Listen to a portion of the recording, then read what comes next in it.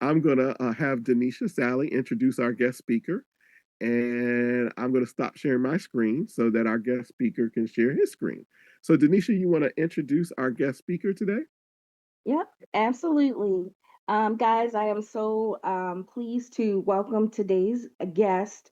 For some of you who are not aware, Mark Fuller is actually one of my top, very most trusted mentors.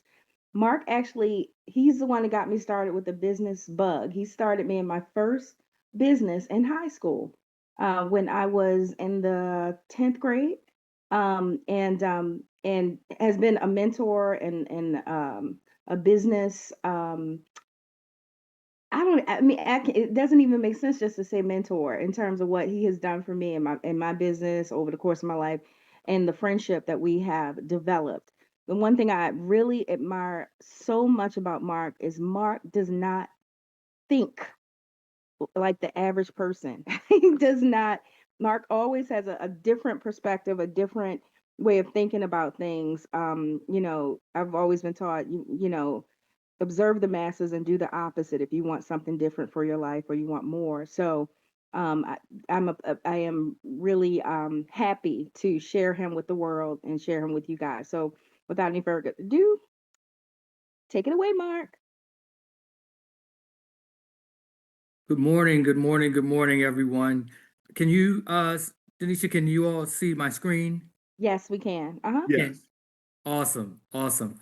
Um, Marcus, Denisha, thank you all for having me as a guest again. You all have been so supportive over the years and having me come to speak with your group. As Denisha said, we have been thick as thieves since she was a high school sophomore, junior, and I was actually a senior in college. Um, Teaching as a counselor at Upward Bound and as a student at University of Maryland. And I am super proud of her. If you guys need a interior designer and an advisor in real estate, she is a wonderful, wonderful person. We just go back a long way, and to see all of her growth over these years is just, it makes an old mentor proud. And so I thank everyone for showing up this morning. I know you have a lot of different things you can do with your time, um, but you chose to be here with us, and I really, really appreciate that. Um, this new book and this information that I'm sharing with you, this is a passion project, and this is something that I truly believe, and I hope that after we share this time together, that you will come to believe and understand that right now is the time for us to really talk about and figure out how we are going to build strong uh, financial futures for our families. The term generational wealth is often used. You hear it a lot. It's become a catchphrase over the last it's become a catchphrase over the last 15 or 20 years. But I'm not as big a believer in generational wealth as I am in multi-generational wealth. And the difference in that is building something that will not just uh, pass assets on to your immediate heirs, i.e., your children and your grandchildren, but ultimately to build an infrastructure in your family that will pass on wealth and income to many, many generations of your family, and teaching an infrastructure in your family that allows those that come after you to do the same things that you did to really build a firm foundation. Because as we see now in 2025, um, you have to build something, and you have to build an income that secures your family, because the society in general may not secure your family. And so, this book, Billion Dollar Family Trust, please do not be intimidated by the title. That word billion to a lot of people, it resonates differently depending on how you see yourself. People say, I can't really see myself as a billionaire or what have you. That's not what this is really about. Building a $1 billion family trust and building up $1 billion in assets and access to capital for your family is really very systematic. Most societies and most cultures outside of the United States, people actually operate from 100-year plans. They look into the future and they ask themselves, where do I want my family to be multiple generations from now? How can I secure my family down the line? And what I've seen from my studies is that typically when you plan far enough out, A, you get to your goal much sooner than you ever expected. And the second thing is that if you don't plan, you rarely ever get there. There is a saying in American culture, um, 3 generations from shirt sleeves to shirt sleeves. What that means is that no matter how much money you build up as personal assets and a fortune, if you pass that wealth along to the next generations, typically in America, within 3 generations, your family will be broke again. I wanted to build something that addressed that and would keep that from ever being even a possibility of happening. So let's start with the idea of why we put this book together and who I am. So my career has been in finance. I started in 1992 in the insurance business, and in that business, I learned about insurance and investments. I was 20 years old, and I was smitten by the idea of building capital, of providing for families, and all those things. And everything that I've done in finance, from owning mortgage brokerages to financing, I do a lot of financing of investment properties and different things like that, to even our interest in Philadelphia, where we have a bunch of Airbnb hotels. Um, Everything has always been centered on how do we provide financial resources and guidance to families. So my company manager of wealth was ultimately, it was built because in my career in finance, I saw that all of the people that you bring into your circle around your finances, the brokers, the lawyers, the investment advisors, the insurance folks, the accountants, a lot were giving contradictory information, and the information was hard to translate for clients who simply don't have any background in those disciplines. And so, because I spent so much time uh, studying and learning information in all of those disciplines, I became a middleman of sorts that would help people's financial advisors be able to work together to give uh, uh, congruent information to their clients that would allow them to be able to get to the answers they were trying to get to build what they needed to build and get everybody on the same page. Now, here's the thing. Why did I write this book? Well, the idea for this book began 2 years ago when my father tragically passed away. And I was kind of left, my dad was really my best friend in the world.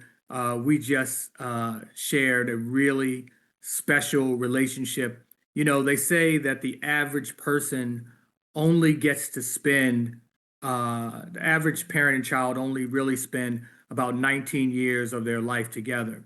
They spend 18 years growing up in their house, and all the time, if you added it up, the rest of their parents' lives adds up to about a year. That is not my story. My story is that even as I've built my career, even as I've traveled the world, even as I've been able to do all the things that I wanted to do, my parents have been my greatest support, but I've always had a relationship to the point where at least once a week we would sit down to dinner, and I've gotten way more than the average time that I got to spend with them. And so when my father passed away a couple years ago, he left me a mandate to do some things for the family and for his church family, because my father was a pastor as his profession and his passion, and he just loved his family. And when I say his family, I mean his entire larger family, his brothers and sisters, aunts and uncles, and all those things. And he loved all the people in his church and in the churches that my family has here in Baltimore. And so it was, he left a mandate in his instructions to me. And my father was reminding me for, I would say, 5 to 7 years before he passed. Mark, uh, when I'm not here, you're in charge. I need you to do this, do that, da da da da. And when I read it in writing, the things that he wanted me to do, I was struck by what he was asking me to do, but I was also struck by the resources that he gave me to do it. It was not uh, a bunch of capital that he gave to execute. He wanted me to make sure that I was going to ultimately be able to put some things in place that allowed folks to get educated and be supported. And so I just didn't get what he wanted me. I knew what he wanted me to do, but I did not understand how he wanted me to do it with what he gave me to do it with. And so I was sitting at the table that I'm sitting at right now, and I was thinking about the loss of my father, and I was thinking about the instructions that he had given me, and I was really perplexed, and to be honest, I was really very, very sad about how things had played out. And sitting at the table, I saw this document right here. And if you all can see this, this is a deed to some land in South Carolina. That this deed was given by my great grandfather, not my grandfather. It was given by my great grandfather. He deeded his land to his grandchildren. And he did this in the 1940s. And, I'm sitting at this table and I'm looking at this deed. And my father has 10 brothers and sisters. And my grandfather has other brothers and sisters as well. And for a minute, I became perplexed by why my great grandfather, who of course I never got to meet because I was born in 71, why would he leave his land to his grandchildren? Because many of them had not even been born at that point. And I kept asking myself that question. And then it struck me. He left his grandchildren the land for a very simple reason, and I want everybody to grasp this. At that point, as an older person at the end of his life, he said to himself, I have all this land, and I know what I've done with it. My family was in farming and all of that, but I don't know how to take it further than I've taken it. I've lived my life. I don't know how to take this further. And I've met my kids. They're all grown and they're having children now. And so I generally know what they know. And I know that they can continue on with what we're doing, but they don't necessarily know how to take this further.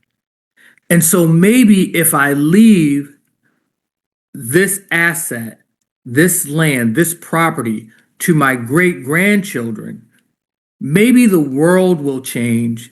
Maybe they will have a knowledge and information in the future that we don't have now.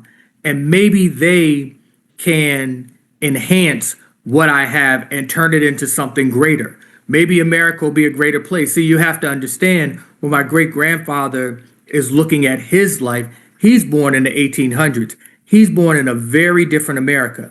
And even in the 40s and 50s, toward the end of his life, America is still a very challenging place. And so he basically decided to take his asset and use time as another asset to multiply that which he had right now. And it was at that moment that I was struck by the idea of using time and the future to grow something into something truly sustainable. And that's what made me really turn the page and say, wait a minute, I think not only can I take tens of thousands of dollars and turn them into millions, but in actuality, maybe I can turn them into billions. Now, why does a family need $1 billion trust? Well, number one, because financial literacy has not worked, right? Financial literacy, as it is defined in America, is go to school, get a good education, get a profession, keep your credit clean, um, uh, make money, set a portion of it aside, let that portion grow so that when you retire, you will have a nest egg that will support you after you can't work anymore. You try not to spend everything that you've built up before you die, and whatever you have left, you leave to your children and your grandchildren, and they rinse and repeat, and everybody does that. And theoretically, if everybody is quote unquote financially literate, each generation should have a little bit more than a generation before, and every now and then somebody will break out and become incredibly financially successful, and that's how that's supposed to go. And what we see is that that formula has not worked for more than 12% of people who have ever been Americans, right? So we need to teach a different type of financial literacy, one that ends in building up a real base of wealth and a real base of income that changes things.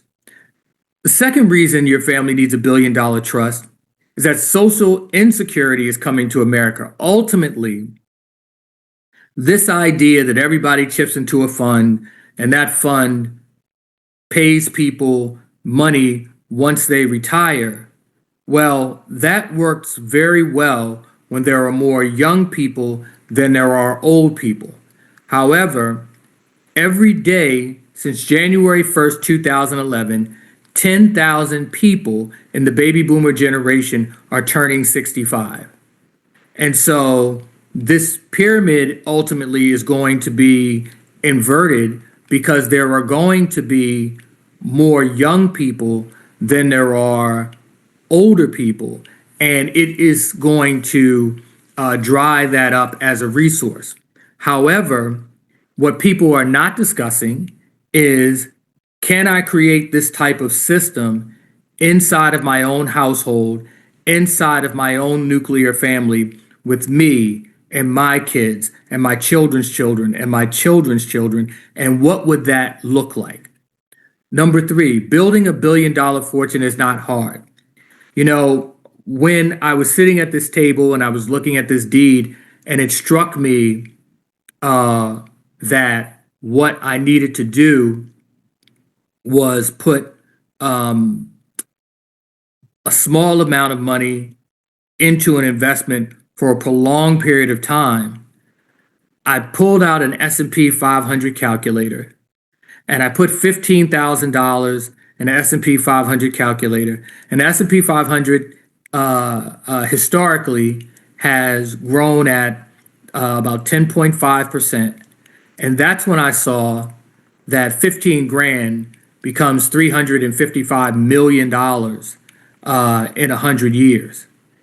And that's when I said, wait a minute, the price of a used car becomes a lump sum of capital down the line that the interest off of which could take care of multiple generations of a family in terms of income.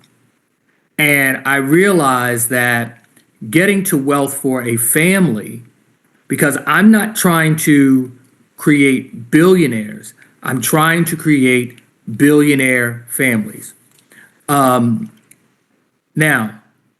number four, your heirs need to be able to live off of the interest while they are building for the next generation. If we really understand how money works, what you're really trying to do is plant a garden or build a tree that ultimately people can consume the fruit, but they never chop down the tree. And if you build a big enough tree and you build enough trees, there is enough fruit that it is inexhaustible. And every year there can be payouts, and there will be more and more payouts as generations go forward. And people do not have to, and I want to be clear about this. Everybody make this note. You do not have to sacrifice what you want and how you want to live and your quality of life during your lifetime to make sure that you are taking care of your heirs multiple generations down the line. Nor do you need to build in a system for your children and your children's children where you are preaching to them that they need to sacrifice their their their lifestyle and their livelihoods now just to leave something for future generations. You can actually do both. Too often, the way that we have looked at things is somebody has to make an astronomical amount of money and leave it, and they have to be very securitous about what they spend and all of those things. Now, I'm not saying you should be frivolous in your lifetime, but I am saying that you don't need to, you do not need to forego living and securing your family and your living heirs to take care of heirs you will never meet. Number five, you are only getting a fraction of what your current assets can produce long term. I'm going to show you on another screen the 5 ways that probably most of the people that are on this call are giving up multiple billions, multiple millions to even $1 billion in a lifetime just because of the way they handle the capital that they have access to now. Okay, I'm not talking about some mystery money, and most people are much wealthier than they know in real terms. And I'm going to show you why that wealth is and that economic value is not realized in most people's lifetimes, even for those who get technically rich or wealthy, they still don't reach their potential. And I'm going to show you why. And then last but not least, everyone deserves more than they deserve. What do I mean by that? A lot of times when I talk to people about what they are going to do for their heirs and how they plan to inherit their heirs with capital and assets and what have you, we get into these discussions about deserve. And here's what I want everyone to think about. Regardless of how hardworking you are or aren't, what does one do every day to deserve to be woken up? What do we do every day to deserve the sun shining on us, the rain coming down and growing the vegetation, trees growing, all of these things? Sometimes when I hear people talking about what other people deserve, I question what it is. You know, some things you just, if you have the power to create things that bless other people and that bless people even that you will never meet, you just uh, as a as a human being should not want people to go through certain struggles as if they are a rite of passage. A lot of the mythology of America makes you think that it is a rite of struggle is a rite of passage. And what I would tell you is this: when I use the phrase in 3 generations, shirt sleeves to shirt sleeves, which means that in 3 generations, people go from being poor to being rich to their family being poor again. That only happens when people don't do the type of planning that I'm advocating for in this 100-year planning. Because one thing that you don't hear, there are many multi-billion dollar and multi-trillion dollar families in the United States and around the world that have planted enough that the interest off of their assets is what is feeding and enriching their heirs. And they cannot go back to being broke because no one can touch the sources of their wealth. All they can do is inherit the fruit. And the heirs take the fruit and they invest it in planting more trees and building more companies and making more investments. You can't go broke that way. There is no way for you to have an idiot in the family that messes it up for everybody. You can't do that because they can't touch the tree. Now, I said there are 5 ways people leave millions on the table in economic value in their lifetime. Let's talk about those 5 ways. And I want everybody to take notes on this and write these down because this is incredibly important to your economic life. Number 1 is overpaying taxes. Look it up statistically. What you will find is that the average person, and particularly as you get to professionals, people with professional occupations, people making over 6 figures, small business owners, they're grossly overpaying taxes, largely because they don't want to pay for tax planners and people who are tax strategists. They just pay accountants and they pay tax preparers. And so, not using all of the tax code or pre-planning or using tax strategy, they're always paying more than they actually should. I have a client that for 20 years, they made between $2 to $3 million a year in their business. And I've known them about 15 years, and I have begged them to buy real estate and use cost segregation to be able to write off that real estate completely against their taxes. In their mind, this is how they look at it. Every year, the tax man hands them, they make $3 million. Every year, at the end of the year, tax man hands them a bill of $80,000 or $90,000. They say to themselves, 80 or 90,000 out of 3 million isn't so much to pay, and they go ahead and pay it. Now, what they don't know is if they bought a $500,000 building to house their business in instead of renting, that first year they could do a cost segregation study, and then they get a $500,000 write-off, and that year instead of paying $90,000 in taxes, they pay zero, and then because they had a $500,000 write-off, they could carry that forward, and they basically could own that building off of what they would have paid the tax man.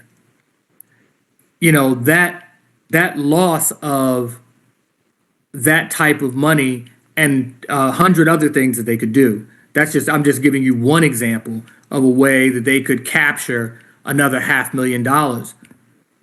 What about that $500,000 and the interest on that $500,000 and what that could mean to their bottom line if that $500,000 was in their retirement accounts rather than in the tax man's coffers, right? That's a massive amount of money.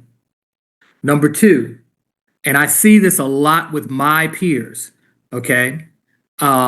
Most of my peers are professionals, doctors, lawyers, engineers, brokers, real estate professionals, paying for college instead of using scholarships.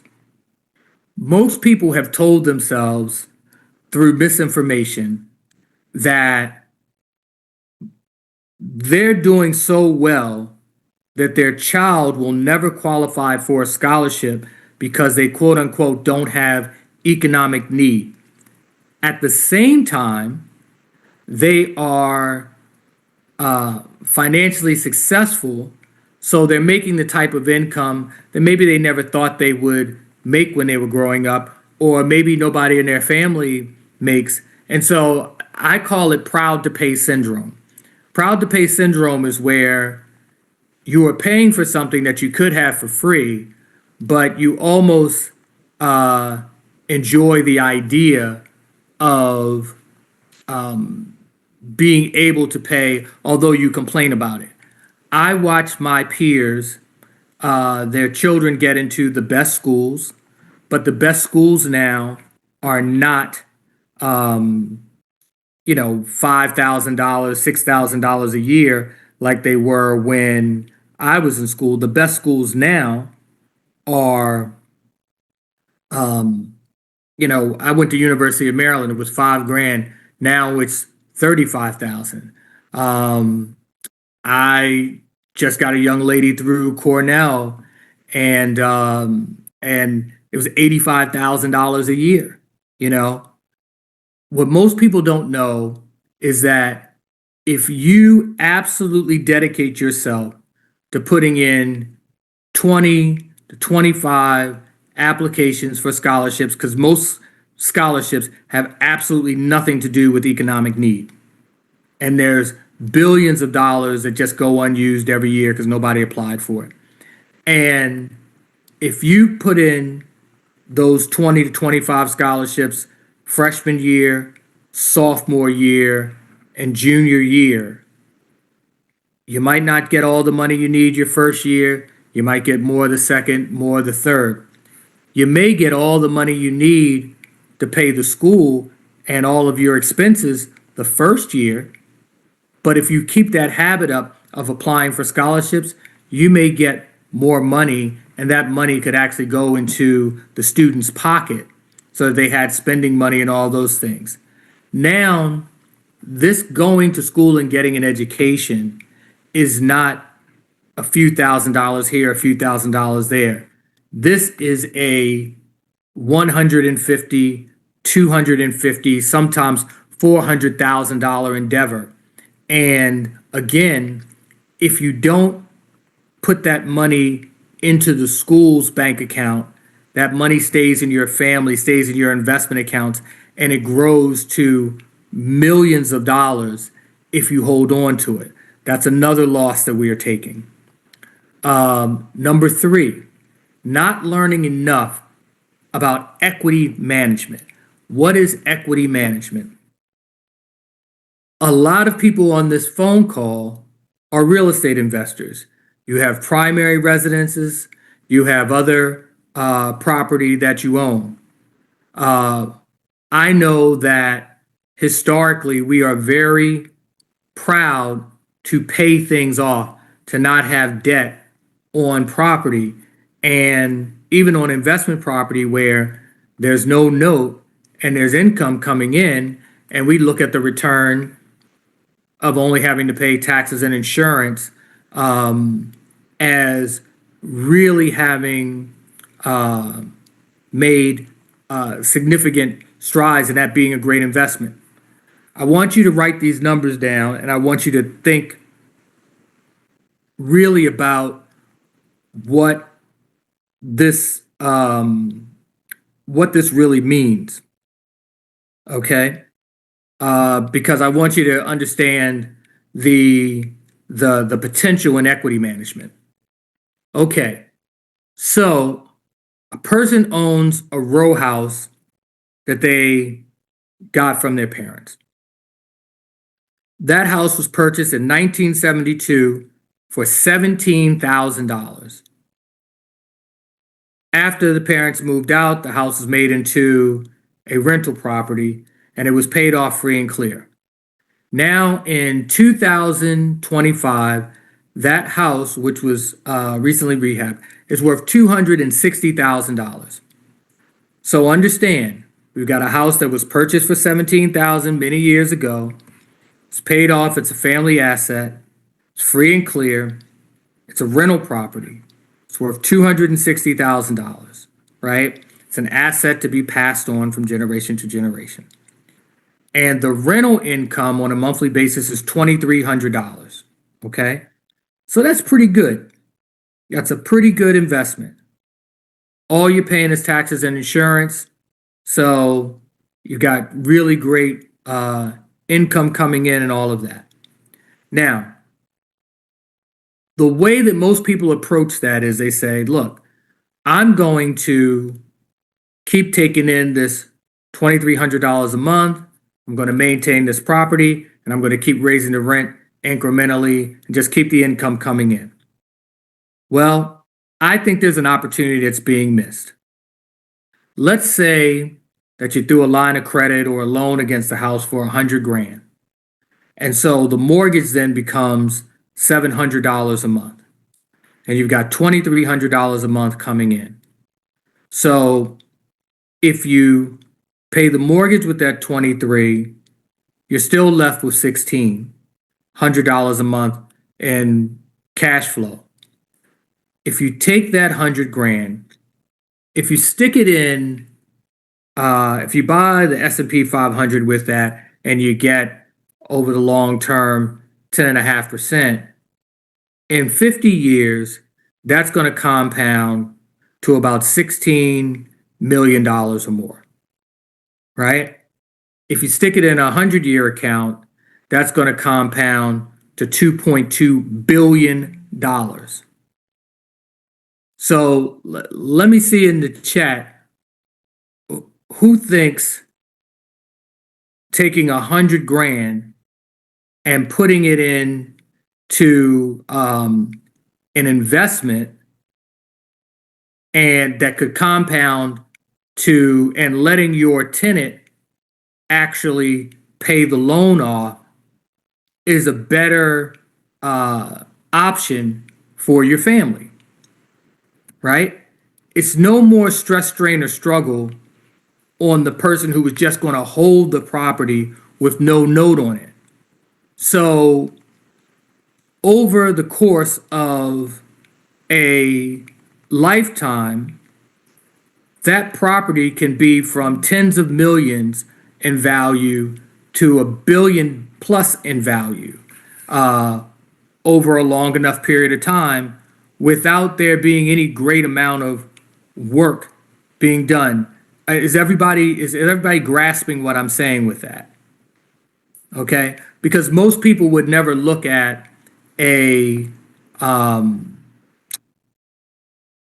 simple row house, a simple paid off row house. Most people would never look at that and say that, oh, this house is worth a couple $1 billion. You know, that's not how we were taught to look at our real estate. It just wasn't. Okay, so I want us to really think about that because that's the type of opportunity that we're missing sometimes by not taking pieces of equity and placing them in places long term. What we do is we just hold on to the asset. I don't care how long you hold on to that house. Yeah, one day it's going to be worth $500,000. Yeah, one day it might even be worth $1 million. But is that house ever going to be worth $16 million even over the next 100 years? Is it going to be worth $2.2 billion ever? Probably not. And remember that the loan that you put against the house still, let's say if you structured a 30-year mortgage, it's still paid off in 30 years by the tenant. So it's not like you're paying this loan for 100 years. So something to think about. Next, not learning to use credit to make money.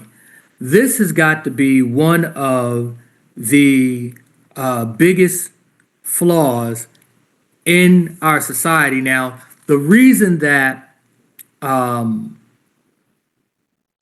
lot of people, and I don't want to make it ethnicity specific, part of it has to do with that because let's be honest, it's 2025.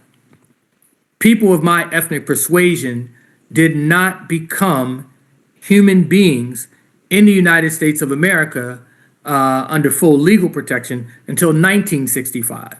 So the idea is that we've really only been fully human beings in the country for 60 years. On a planet that's, millions and millions, if not billions of years old, we've been human beings in the United States of America for 60 years. So a lot of these things that I'm talking about, financial savvy, what's really available, how to really use the credit system, equity management and carrying debt and investments and yada, yada, yada. 60 years ago, everybody was literally thinking about survival, and so we just got to the party, right?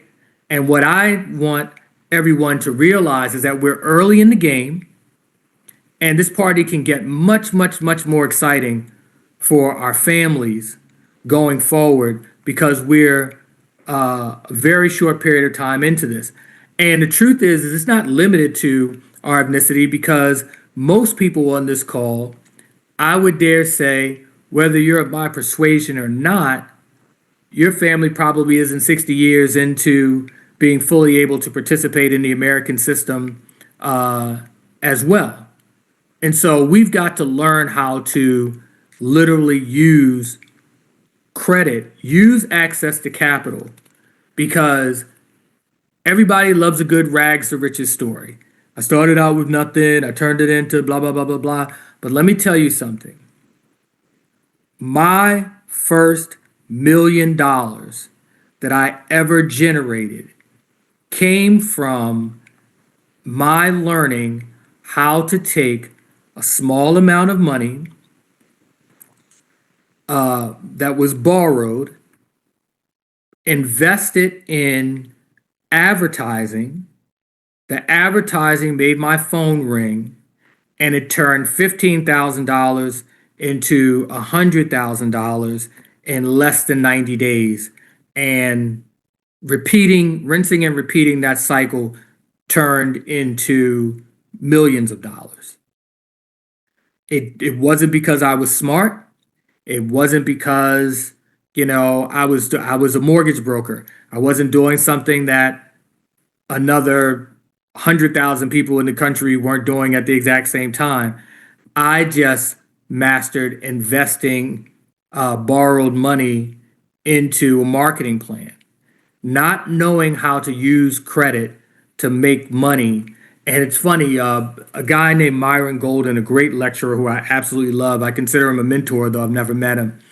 He says that the difference between poor people, middle class people, and rich people is what they view the purpose of money as. Poor people think money is to pay bills with. That's what they think the primary purpose of money is to pay bills. Middle class people think the primary purpose of money is to have excellent credit so they can finance things that they really can't afford. And rich people think that the primary purpose of money is to make more money with it. Did everybody hear that? Rich people think that the primary purpose of money is to make more money with it. And so the primary purpose of credit is to make more money with that capital. Okay? And last but not least, the fifth way that people leave millions to billions on the table is not having a 100-year plan. Most people have never thought about what taking a small amount of money investing it, knowing that you're never going to spend that amount of money in your lifetime. So I'm not talking about your retirement savings. I'm not talking about your liquid accounts. I'm not talking about, your lifestyle money. I'm saying I'm taking a small amount of money and I am putting it into accounts and managing it and writing instructions in a document as to how the interest from that will be dispersed at a time in the future, right? I'm thinking about that. Most people have not thought about what they want the future to look like. And it's a very simple and easy thing to actually take control of a small piece of capital and turn it into a massive amount of money. So first of all, when we use the term wealth, I want you to understand what I consider to be the clinical definition of wealth. And it's right here on the screen. Wealth is having an inexhaustible income that meets all of your needs, most of your wants, and allows you to leave a financial legacy that does the same for your heirs for countless generations. To me, that is wealth. Having money, living in a big house, having a boat, all that's cool. That's riches. But wealth is income that comes in that cannot be stopped. It just keeps coming in because of how you've structured your documents, because of how you've put things together, and because you're working off of a large enough principal amount that the interest and income from that is enough to water all the seeds that need to be planted afterwards. And teaching that strategy of wealth building to our children and having our children teach that strategy to their children will keep you from ever running out of money. Why? Because I'm going to plant a small seed and it's going to grow and it's going to pay, but I'm going to teach my children to do the same, and they're going to plant their seeds and they're going to grow and they'll start to pay and their children will do the same. And ultimately, when you get multiple generations down the line, they're getting the fruit from the trees that I've planted. They're getting the fruit from the trees that their grandparents planted. They're getting the fruit from the trees that their parents planted. And as things happen in the society, because once you become aware of money and wealth and opportunity, how many people on this call have seen opportunities but not been able to take advantage of them because at the time they did not have the money to take advantage of them? Maybe that's Bitcoin or investing in a particular stock or something like that, where, oh, I wish I could have bought Nvidia last year, but I didn't have extra 100 grand sitting around or whatever. Do you know what life would be like if you had the resources and so all you had to do was pay attention to what was happening in the society to know where to invest? See, we need to be setting up a society where people in our families after us, a big part of their life is them deciding what to invest in, them deciding what opportunities to take advantage of. I'm not trying to set up a system where everybody, sits around and does nothing. I'm saying that I'm watching members of the elite families that have these things. They're called, and look up this term, private offices. There are many, many, many super wealthy families in the United States that have what is called a private office, which is simply they have an accountant and a manager and a lawyer and all these things, and all they do is manage their money and invest in opportunities and they're investing in today's and tomorrow's opportunities with yesterday's money. They've gotten the capital from the generations before them. It's very quiet money. They're not on Forbes, and people are saying, "Oh, this guy is the richest person," because it's not about the person; it's about the family.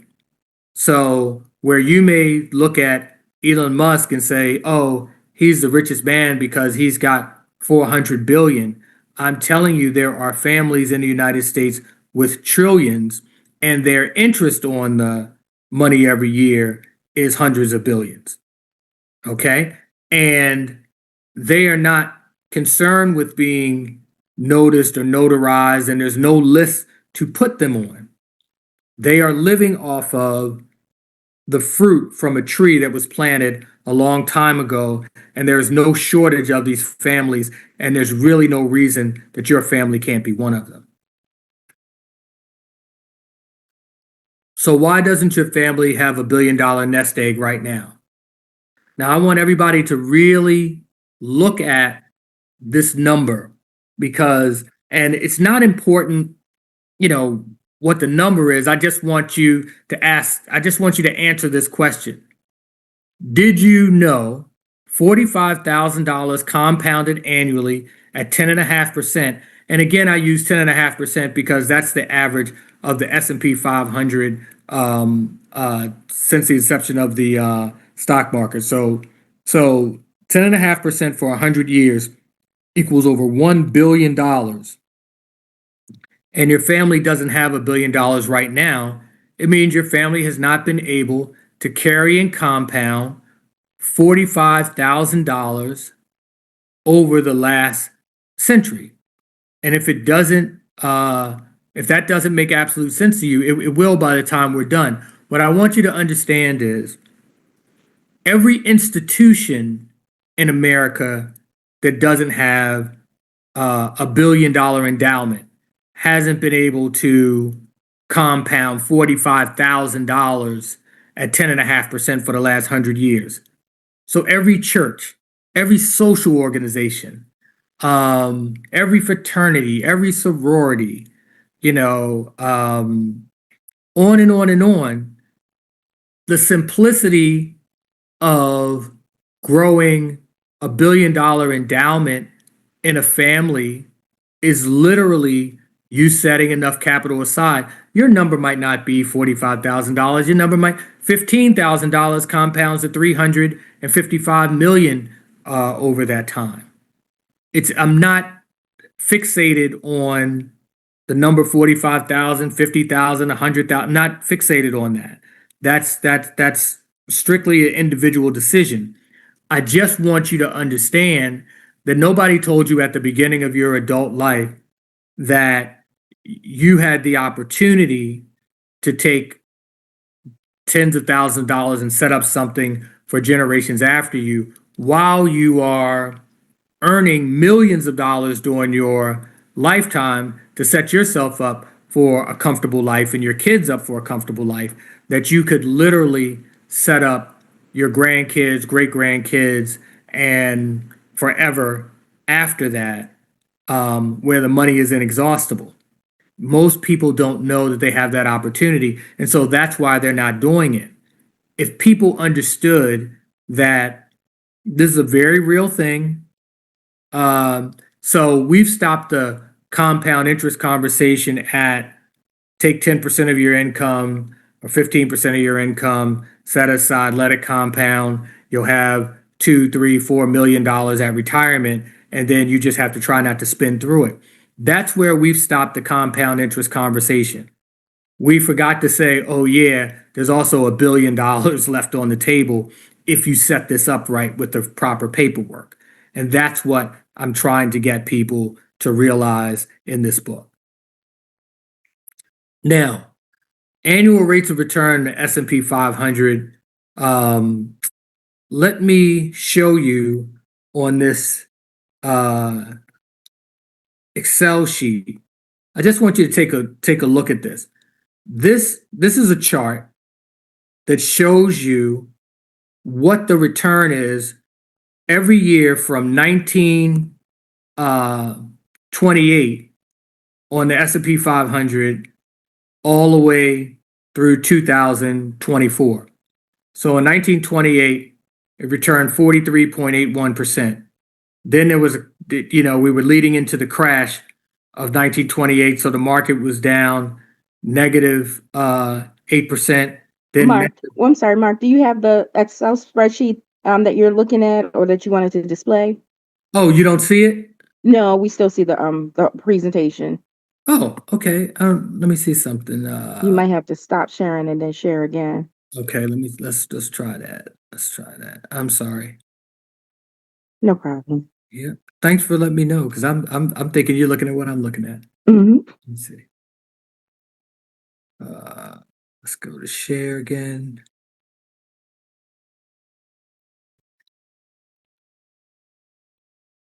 Okay, do you see the chart now? It's coming up. Okay, now it's up. Yes. Okay, I'm sorry, guys. No All right. problem. So look at this Excel spreadsheet. This is 1928. You see 43.81%. 1929, negative 8.3%. And then, the crash of 29. So you see negative 25% and negative 43% and negative 8.6%. And then the market turns around in 1933. Now, I'll give you an example. In my trust, right? When my trust starts paying out, what would happen is this. There will be in 2000 and in 21-25, in one of my trusts, there'll be over $1 billion in that trust. Let's just call it an even $1 billion. If that was this year, it would the interest would compound to 43% on that $1 billion, right? So that's like $430 million that year. But I'm only going to pay out 5% of whatever the return is that year, right? So 5% of on that billion, I'm going to pay out 50 million that year to my living heirs. And when I say my living heirs, I'm saying the children of anybody that is a child or a spouse of I don't have children, so my nephews count as my children in my trust. So their grandchildren, great grandchildren, their spouses, and all those things. If I have 20 living heirs at that time, $50 million would be divided by 20 people evenly, and that would be their check that year. The difference in what didn't get paid out goes back on the principal.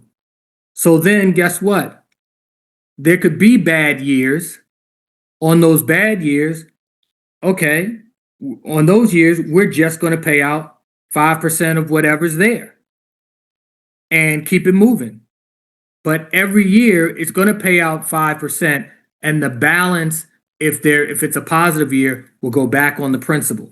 And you can see that there are many more good years as I scroll down the screen here. Many more good years. This is all through the 50s and the 60s. Many more positive years than negative. But the negative years don't hurt in the strategy that I put together, because even when you have a horrible year, 2008, the housing crash, right? Negative 38. Well, I've put so much money back on I'd be putting so much money back on the principal in the good years that this fund becomes inexhaustible. The $1 billion, probably within 10 years, is going to be up to $2 billion, and they'll be getting 5% interest on that. Is everybody understanding where I'm coming up with that? Okay, I just wanted you to just take a look at the chart to understand that I'm not telling you, life is going to be one big rosy scenario. Most of us are mature adults and old enough to have seen some losses in the market and different things like that. But if you have enough principal and you have a way of managing it, and I'm managing this, I won't be here for this. I'm managing this on the back end through instructions inside of my trust. Okay. Now let me go back to the presentation. 1 second. Share. Here we go. Mark, can I ask one question? Absolutely. So to clarify, what you're saying is that the principal amount, which let's just say is the 1 billion, right? Yes. What you're saying is your instructions are for 5% of as interest. 5% of the interest on that 1 billion Yes. is what gets paid to the heirs that year. Does that sound right? Absolutely. Yes. Got you. So really, Absolutely. you want to know the interest on. On whatever the principal amount is at that time. So Mm-hmm. in that year, that 430 million would have been added to the principal amount, right? Because that's what the market returned that year. So Uh-huh. it would be, 1.4 billion dollars. And so 5% of 1.4 billion dollars is really what would have been paid out.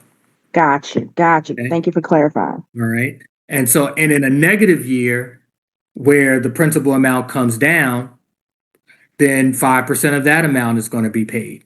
Mm-hmm. But you're never going to be in jeopardy of, you know, the principal being wiped out, or you over spending and you exhausting the fund, because the goal is ultimately to just keep enough income flowing through your family and instructing your heirs to do the same after you.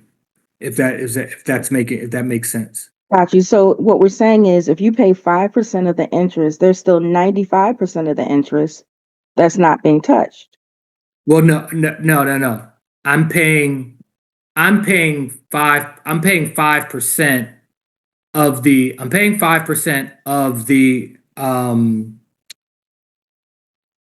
interest that year. So if that particular year was 43% Okay. was added to it, I'm just taking 5% off the principal amount that year, Uh-huh. off of the entire amount that's in the account. Mm-hmm. Taking 5% of that and I'm distributing it to whoever the living heirs are. Okay. Okay. It's not 5% of the interest amount, because 5% of the uh, interest amount would be 5% of 43%. No, I'm taking the entire 43%, adding it to the principal. Now I've got 1.4 billion that particular year, Uh-huh. and whatever that entire lump sum, I'm taking 5% of that amount, paying it out to the heirs that year, and letting the next year come in and let that compound and go up or down, however it goes, and whatever the principal amount is on December Mm-hmm. 31st, on January 1st, I'm paying out 5% of that amount, and I'm doing that Gotcha. year after year after year after year. Gotcha. Okay, thank you. Okay, no problem. So when it says where to invest a small sum for the next 100 years, the average annual return, as I said, the last 100 years, the S&P 500 was 10.5%. That's averaging the years of loss and the years of 20+% returns. And that's how 15,000 becomes 355 million in 100 years. That's how 45,000 becomes 1 billion in 100 years. Okay. Now, best places to get capital you need to begin your plan. Most people look at this and say, hey, well, where would I get this money? We have so much capital underperforming, whether that be cash and savings, access to credit, equity in properties, cash value in life insurance, and current investment accounts. So you got to look at, and most people never do this. Two things that I always look at as benchmarks is this: if you take these 5 areas right here and you assign a number to them, right? What do you have in cash and savings? Real number. Write a number next to it. What do you have in terms of access to credit? Add up all your credit cards, lines of credit, yada, yada, yada. Add up, take that number. What do you have in terms of equity? That means, what is a property worth minus what you owe on it? How much equity do you have in real estate? Write that number down as a hard number. If you have cash value life insurance, how much do you have in the cash account of your life insurance? Write that down as a number. And then when you look at your retirement accounts, 401ks, 403bs, thrift savings plans, Roth IRAs, all of these different things, crypto accounts, write that down as a number. There's two things that I know to be true. For most people, if you write down those 5 numbers, 10x that number will, for most people, secure their entire financial future. Okay? For their lifetime. 10x whatever that number is on those 5 numbers. So if you added up all those numbers and you came to, 300,000 between cash and savings, credit, equity, life insurance, and investment accounts, and you came to 300,000, 3 million, turn that 300,000 into 3 million would probably secure your life. And that's what I mean by a lot of times people not necessarily knowing how to use money to make money, because 10xing what they already have would completely secure their life. If they took the next 3 years of their life to dedicate to 10xing what they actually had access to, they wouldn't have any financial problems whatsoever.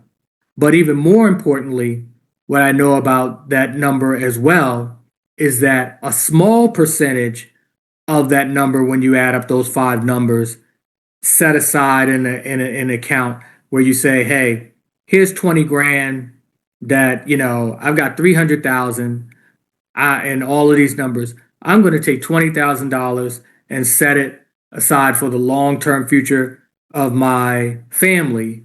And I'm never going to touch this. This is a tree that I'm never going to sit under the shade of, and I'm never going to eat the fruit off of. And guess what? It wouldn't really affect your life one iota in terms of taking away anything from you and what you can have. But it changes everything for everybody after you. But it also, it makes you feel better about how you live this life and the contribution that you made to your family and to the world. Okay? Because this is the other thing that I want everybody to realize.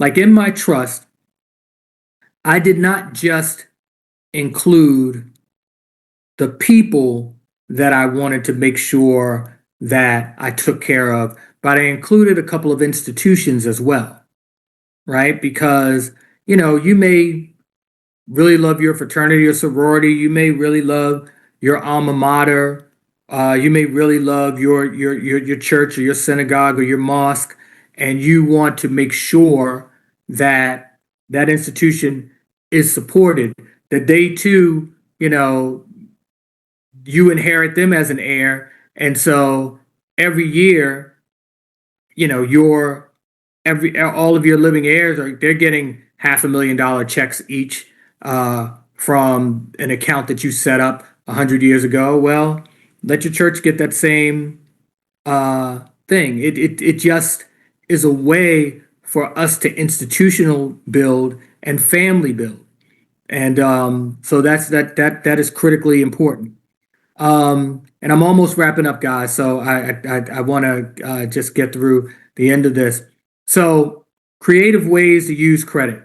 Uh, for instance, borrow 45K on a line of credit or an installment loan, pay it back over 60 to 120 months. That's $600 monthly, but you let it compound for 50 years, and that's $6.8 million it compounds to in 50 years, and 100 years it compounds to $1.1 billion. Okay, that's a way you could use access to credit to actually build a family trust. How do you use equity creatively? That's that scenario I gave you earlier about a house that was purchased in 1972 and paid off, and how you take that capital and borrow 100 grand out, stick it in the S&P 500, and you could turn it into 16 million in 50 years or 2.2 billion. Now, I want to say something. I keep using the same 10.5% because I'm talking about the S&P 500. That may not be where you choose to invest long term, but the other thing that I want you to realize is this. When you heighten your money consciousness, you will see other opportunities because you're looking for them to get much, much, much greater returns. Mark, what are you talking about? Well, in 2010, I was told very explicitly by my attorney and by my dear friend Dell that there was this thing called Bitcoin and that I should invest. And I absolutely heard him, but I did not really listen because I was thinking about something else. I was busy. My companies were doing well. My real estate was doing, I was all over the place. I really did not listen. Had I taken 10,000 of the probably 3.5 million I had at the time, um, and purchased this technology, I'd have over $1 billion now. So, but that's not just true of Bitcoin. That's true of Microsoft. That's true of Amazon. That's true of Nvidia. That's true of a lot of things. When you have the capital to invest and your mind is quieted enough and you're in the right circle of people always talking about opportunities, you'll get tons of opportunities to make investments in a lot of things. And that's one of the things that you want to pass along to your heirs is the ability to actually be able to have the capital to invest when you hear of opportunity and then you go and research it, realize that the opportunity is legitimate. You want to be able to put capital into those things. And so money compounds a lot faster depending on the circle that you're in. If you're in a circle where, they're discussing the Diddy trial and Shador Sanders' football career and all those things, your money's going to build much slower than if you're in a circle like this Rehabber Pro circle where they're discussing real estate and investments and things like that every day. Okay, so I just want to make that note. How to use cash value life insurance strategically. Um, I had a client recently that had all of this cash built up in a policy, and I talk about it in a book. They were about to they were about to retire, about 70 years old, and they had $10 million in savings built up in cash, credit, equity, all those things. And they were very excited. They're ready to be out of the game. And I asked them how they were going to take care of their great grandchildren, leave them $1 billion. And they said, Mark, I'm not working, any more years. I'm done. It's a wrap. And, this is what I have to leave my family. And when they were telling me, I said, well, why don't you do this? And I asked them what they had in a life insurance policy, and they had hundreds of thousands of dollars in there. And I said, take 100 and put it in a 50-year plan, and take 100,000 and put it in a 100-year plan. One will be for your grandkids, which they don't even have yet, and one will be for your great grandkids and beyond. And they're going to compound to 16 million and 2.2 billion dollars respectively. Now, understand something. That wasn't a client in need. They just didn't realize how much the sitting capital that they had that wasn't doing anything. They didn't realize how a little piece of that, this 200,000 out of this 10 million was actually billions of dollars for them. They hadn't considered it. And when they did, they were like, oh, wow. And they went to their investment advisor and they asked them what they thought. And their investment advisor thought it was a great idea. And they got with their lawyer and they put it together. And, their family will be enriched by billions of dollars off of basically, if you consider your financial portfolio five pocket pair of jeans, all they did was move money from a right pocket to a left pocket and put the instructions and things together. The instructions of what happens with the money and how it's distributed. That's the important stuff. The money itself, a lot of people have the money. They just don't realize what it could actually do. And so where to begin your plan? Begin with the end in mind. When I sit down with consultant clients, I'm talking to them about what do you want to happen? When do you want it to happen? How do you want it to happen? And let's figure out a strategy to put together a plan. Consider what people and institutions you want to inherit. Write down a plan with rules in your trust to follow and get a lawyer to memorialize it in a trust document.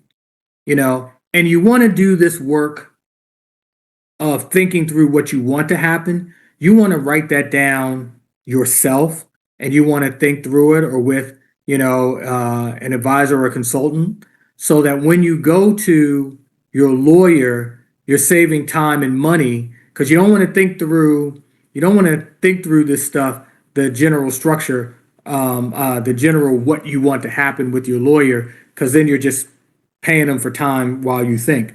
You want to go to them and say, this is what I want to happen.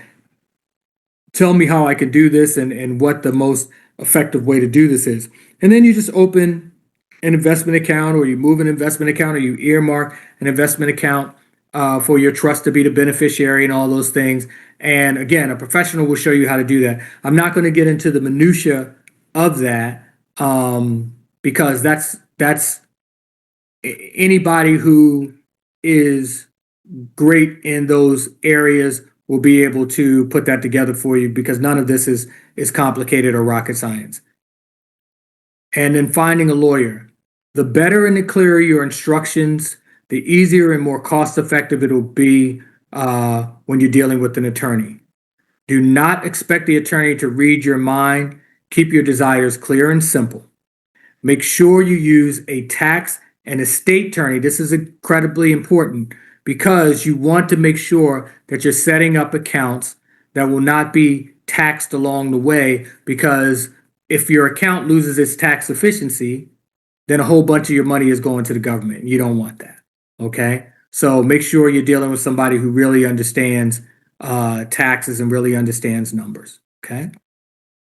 And understand this about investing. And this is one of the most important things and rules that I've learned in investing. You do not have to be first in any investment. You just want to be early. And I always laugh at this picture. I don't know how many of you know about this gentleman. Back in 2010, he paid 10,000 Bitcoin for 2 pizzas, right? That Bitcoin is worth $1 billion today. But there are a lot of things that everybody that's on this call saw early. They didn't have to, and you didn't have to see it first. I always explain to people that, let's take the computer. When most of us were in college, people didn't have laptops. Most people didn't even have a personal computer. When you were in college, you had to go to the computer lab, work on your paper, and then have it printed out on the printer in the computer lab and what have you. Everybody wanted a computer in their room. And so you really understood at a deep level what the trend was going to be, that everybody would want one of these things. You may have been in school in the 80s or 90s. Even if you had invested in the top 3 companies making computers in 2020, you'd be up millions of dollars now. You didn't have to invest in Microsoft in the 70s or the 80s. You could have invested in 2020 and you'd still be up millions of dollars, right? You don't have to be first. You have to be, you want to be early. And so even now, as Bitcoin has crossed 100,000, most people are saying, man, I wish I caught it in 2010 when 10,000 Bitcoin would now be worth $1 billion. Well, this is the good news and the bad news, folks. You might have missed that. I know I missed it. But the good news is it's going to well over 1 million over the next decade. So you're not first, but you are certainly still early. And like I said, a lot of us are only 60 years into even being able to participate in the markets. So we're still very, very early. So don't feel like you've missed anything. Okay, please don't feel like you've missed anything. There is still a lot of ground to be covered, and there's a lot of wealth to be discovered and uncovered, and there is nothing blocking you. I have not talked about anything today that is beyond the average working professional's ability to do in their lifetime for themselves and their families. So this book, Billion Dollar Family Trust. Okay, it's available on Amazon and you can order it there. But if you want to save the shipping and if you'd like it to be autographed and signed, then you can Cash App me at the Cash App $ MOWLLC. That stands for Manager of Wealth, my company, or Zelle. And my Zelle is under Manager of Wealth LLC at gmail.com. And just email me your mailing address, and I'll send out a signed copy to you within a day. And I'll send you my contact information. And if you have questions after you dive into the text and you need advice or want to work with us, I'm happy to do so. But my goal is to create tens of thousands, if not hundreds of thousands, of families that will produce billions and billions of dollars so that their families will be secure forever. Not so that, I'm not as concerned as with creating billionaires. That's somebody else's mission in life. I am trying to encourage folks to secure themselves and their families over the long term because this is money that cannot run out. This is money that cannot be mishandled in a way that it sends your family back to shirt sleeves after you've made it. That is the most important thing. None of this 3 generations, from shirt sleeves to shirt sleeves. This is permanent wealth and teaching what you're doing to your children and your grandchildren and putting it in writing and passing along, texts like this to teach your kids to do the same is what this is really all about.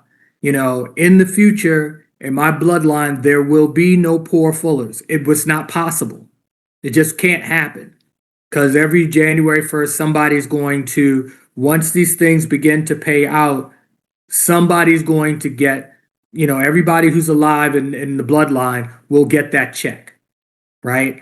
And I'm encouraging my heirs to do the same because this is not about my largesse and being the big man in the family. No, this is about protecting your family so that you don't find yourself uh, down the line where you're at the mercy of the society or the welfare system or the social security system. All that stuff is great.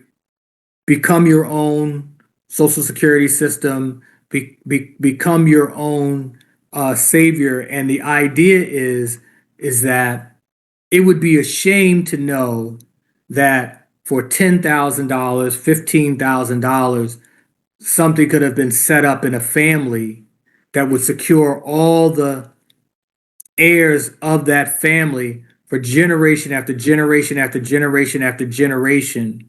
And a person made millions of dollars in their lifetime and didn't set those pennies aside and never thought about it. And I know that most people don't think about it because that is not what we teach as financial literacy.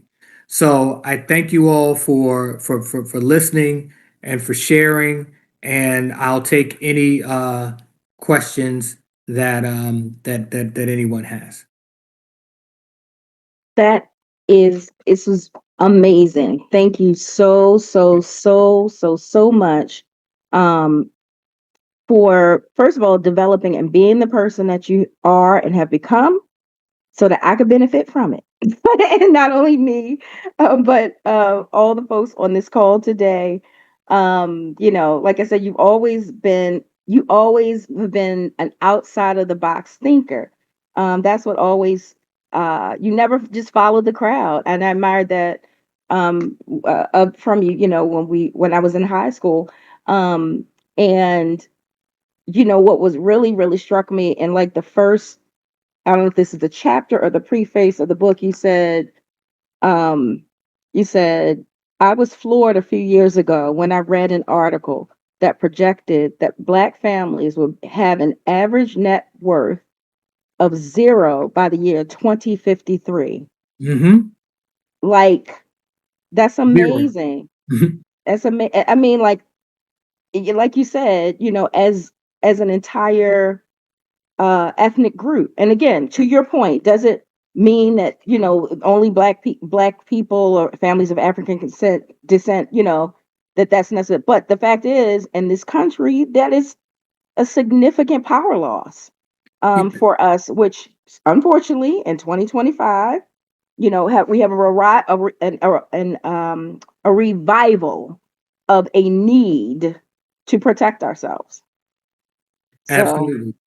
Absolutely. And again, you know, think of statements like that because I it that really blew me away when I saw it when they said as a community and again as a community that um, has, I think it's like 2.3 or 2.4 trillion dollars a year in annual mhm, spending power, that you're saying that that same group is going to have a net worth, an average net worth of zero. Well, that's just that's more a statement on the quality of information, the quality of education, and mhm, how you believe that money really works. right. See, because if I can keep you, so for instance, and I know that the people that are on this call have experienced the same things that I've experienced because if you so in 1992 when I started in insurance, one of the most powerful things that I ever learned was that Les Brown said, if you read one book a month Mhm, for 5 years, you will become one of the foremost experts in whatever area it is that you're studying, right? mhm, mhm, Now, that was very comforting to me because when I started out in insurance, I knew I didn't know anything about money. Now, here's mhm, what's scary about that. Here we are, 35 years later, and other than this text that I've written, mhm, I've never seen, and I have a house full of books on money and finance that I've read and things mhm, that I've used. I've never read a single book that had anything like what we just talked about, right. right? Because the society is not trying to get you to create billion-dollar families.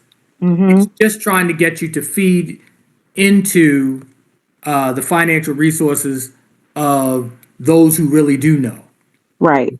And so as a result, yeah, bad. So what you're really seeing in that article is they're saying if you keep operating by the bad information that we give you of make money, save some of it, build it up, pass along whatever's left, yada yada yada. If you keep doing that, it's not going to amount to anything that makes any real significant difference in how things work out for your folks.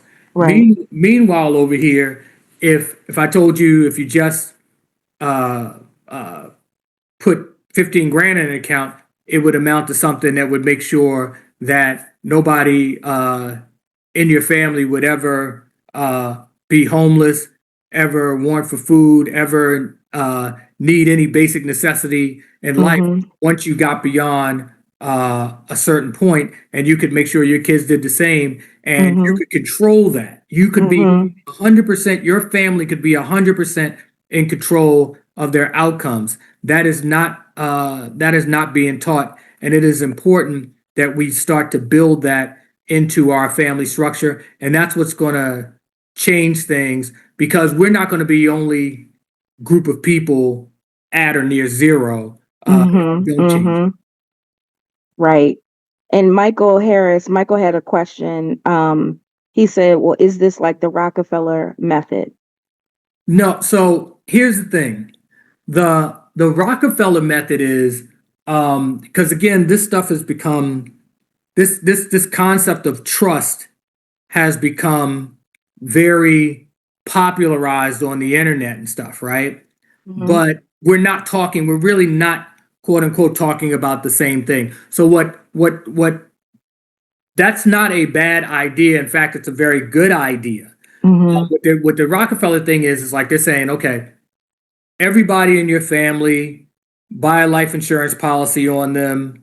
When people pass, put the assets in trust and take the proceeds from the life insurance policies and put them in the family's trust. And so that builds up capital in the family's trust, Mm-hmm. right?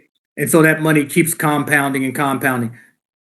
That's great too, right? That's Mm-hmm. fantastic too. However, if it depends on um, what people are willing to do in terms of buying all these cash value life insurance policies, whether they can, because those sometimes come down to issues of affordability. I firmly believe in cash value life insurance over term and all those other things, but everything's dictated by whether you can pay for it or not, right? Mm-hmm. Mm-hmm. I am trying to put forward, and oh yes, and as Takia just mentioned as well, and health, which is Mm-hmm. also a big, big, big issue that we struggle with. By the time you have enough access to capital and revenue to be able to afford the products that you want, you're not in a health condition where they're going to qualify you. So it is definitely it's definitely a double-edged sword. Mm-hmm. What I have put forward here does not require any special dispensation. Mm-hmm. You could be anybody and build into this position and come into it from any number of ways, depending on how your life and how you're set up right now. And there's a what I like to call the law of unintended consequences. Mm-hmm. If everybody on this call can't feel it, everything is speeding up, right? Mm-hmm. Everything in the society is speeding up. The information available is doubling every 90 days in this country.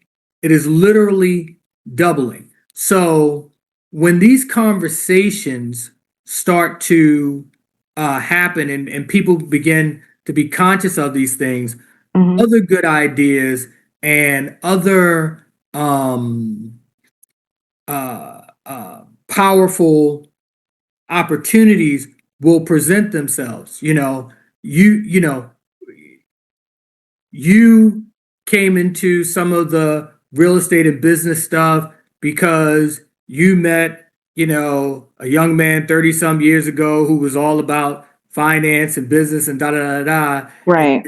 how many people's lives have you touched from the good ideas that you developed? And then when meet Marcus and some of the other people that we know in real estate, it has a compounding effect. Well, Right. imagine that compounding literally, every 6 months. Mm-hmm. Down, Marcus is calling you saying, "Oh, I know where there's $1 million. Let's go over here and get it." Mm-hmm. So this idea of how I want things to come out in the long term, yeah, I'm satisfied knowing that this ends up $1 or $2 billion up at this particular point, but I'm going to do so much to enhance my life and the life of others during that time before the end of my life. I'm not suggesting that people make an investment and then just kind of, okay, that's what I did with my life. No, I'm just saying we aren't taking the opportunity that we have to write the last chapter of the book first, right? Mm-hmm. And the last chapter of the book, the further away you are from it, the less of an investment it is.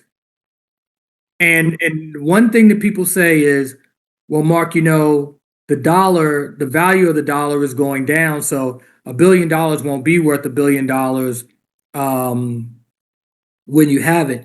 And I laugh about that because uh, you had, you were considered uh, wealthy if you had one or 200,000 100 years ago, Right.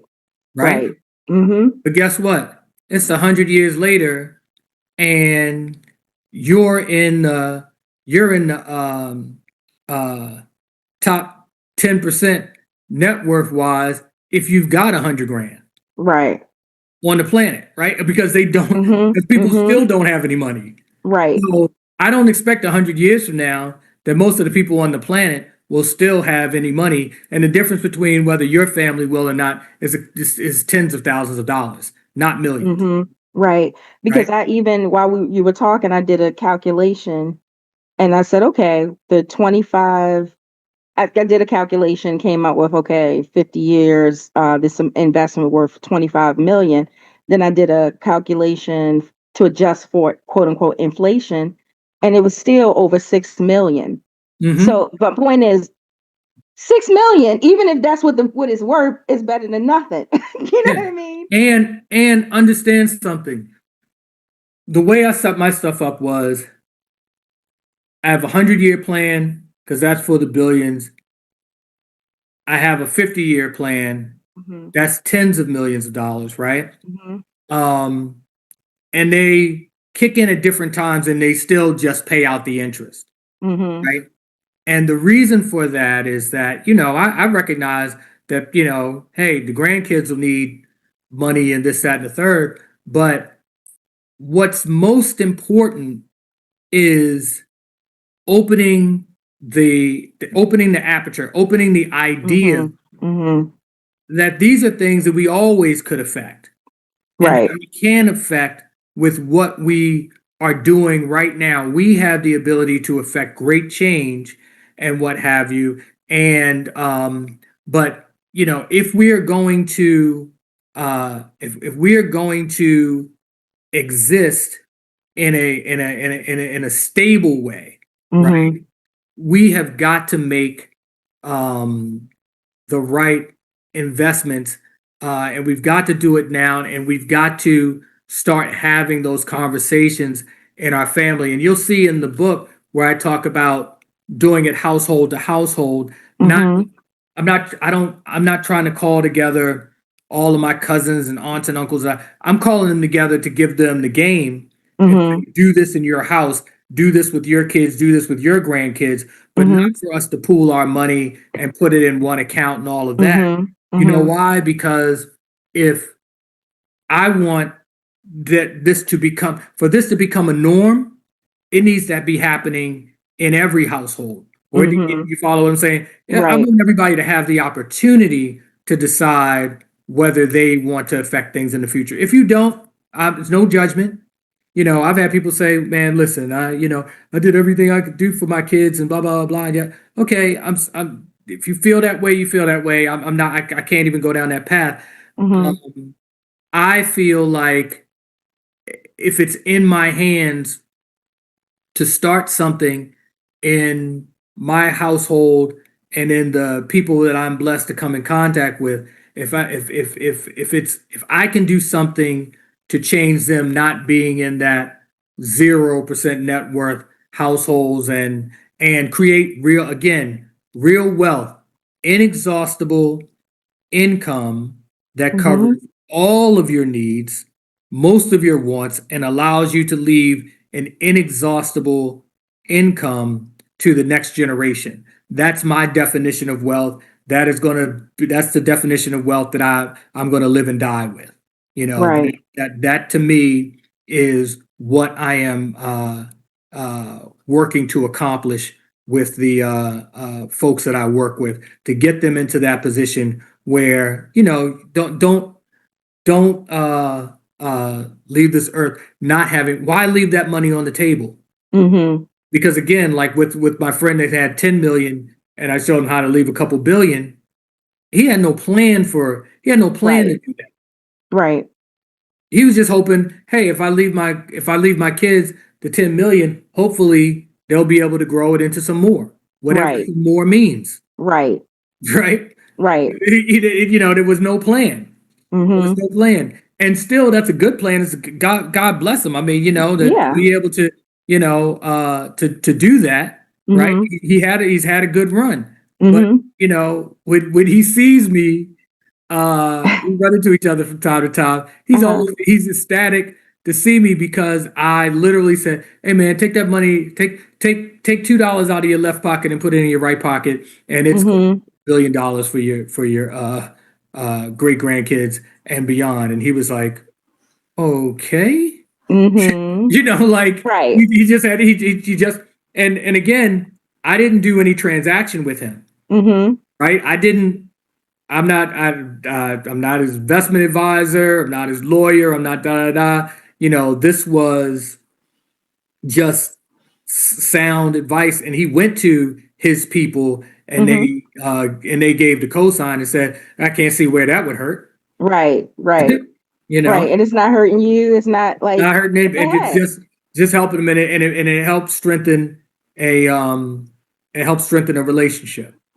We You have a know, question from Clifton Durant. Hi, Clifton. It says you touched on it a bit, but would you re-emphasize the part of the book about where there being no room for drama and petty, unnecessary exclusions? Mark, Oh, oh, sorry. right before you answer Clifton, Mark and Denisha, I'm just going to Mm-hmm. jump in for a second and Sure, just sure. say that we're close to 12:30, and we just want to thank those that have to jump off.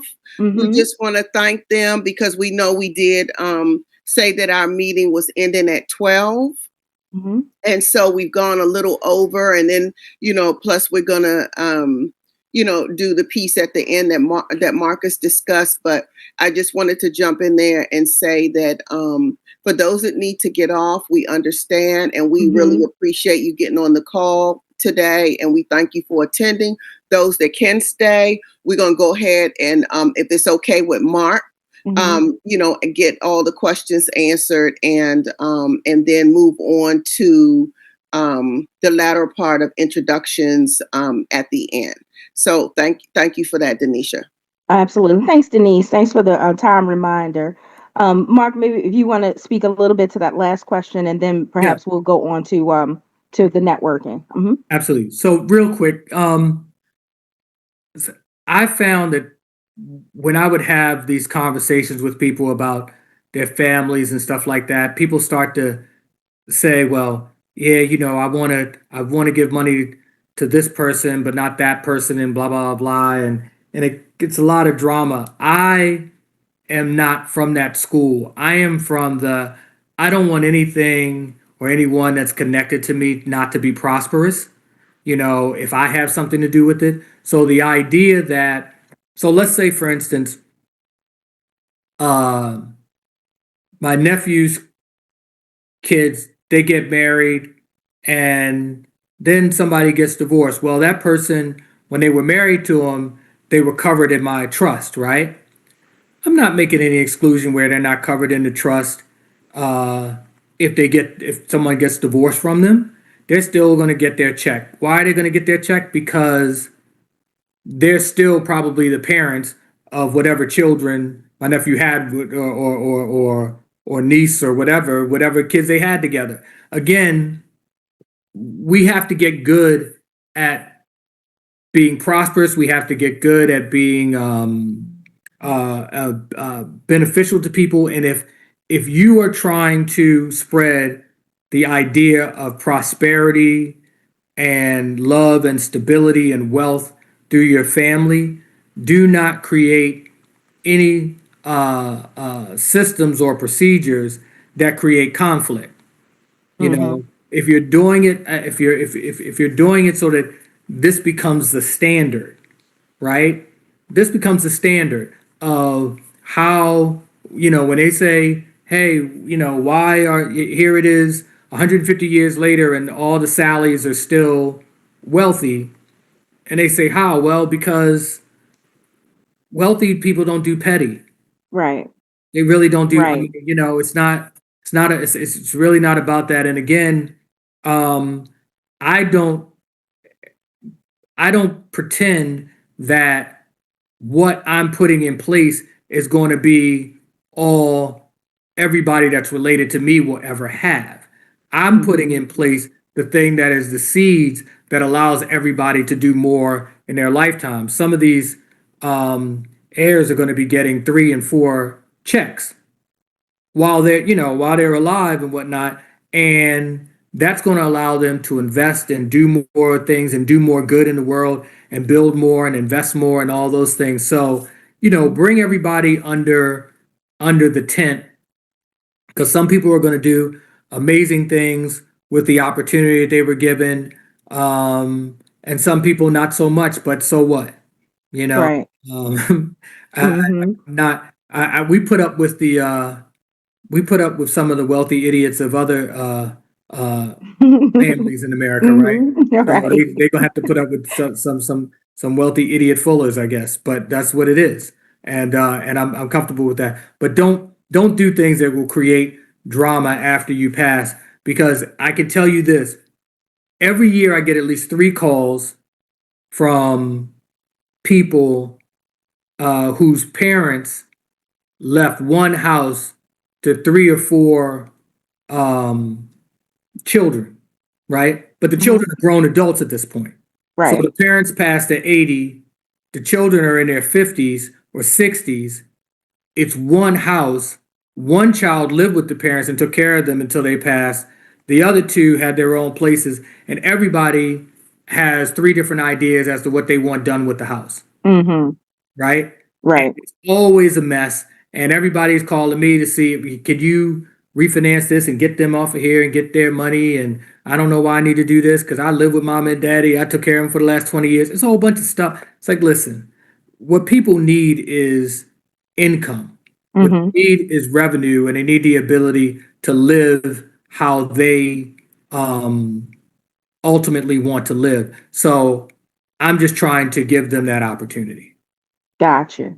Now, Marcus, you'd indicated we had a few other questions. I'm going to let you jump in here, and if you want to moderate those questions and or start the networking, you just let me know. Yeah, there was one question that someone had. It was from Kimberly about do you recommend insurance as another vehicle to assist in achieving the 100-year plan? Yeah, absolutely. I mean, it was listed in those 5.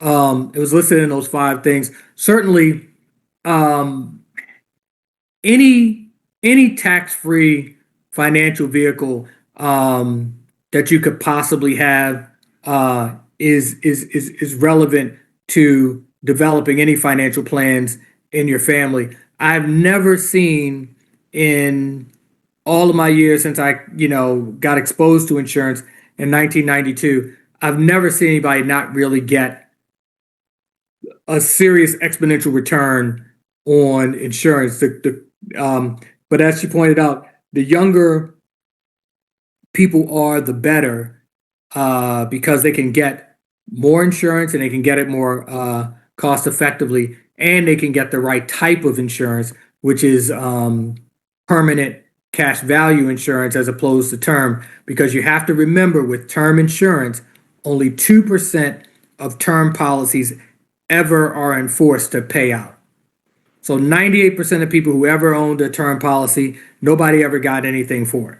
Mm, Okay, so that is extremely important that you be able to participate in the permanent insurance side of the market at best. Okay. gotcha. Yeah. Okay, and then there was another question from Brooke about crowdfunding. Is this a good investment? I'm not sure that applies to this, but that was the question. Yeah, I would say no. I think that, um, as I said before, I think this is a process, at least as I developed it in my mind and in this book, this is a process that we need to develop from household to household. Um, I'm not suggesting, and let me say this, guys.